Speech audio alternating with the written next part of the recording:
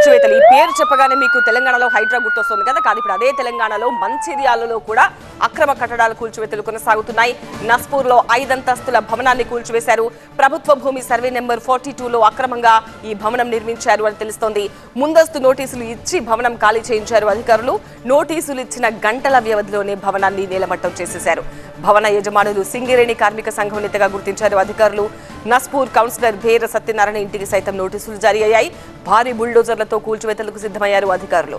Revenue పోలీసుల సమక్షంలో ఈ కూల్చివేతలు కొనసాగుతున్నాయి.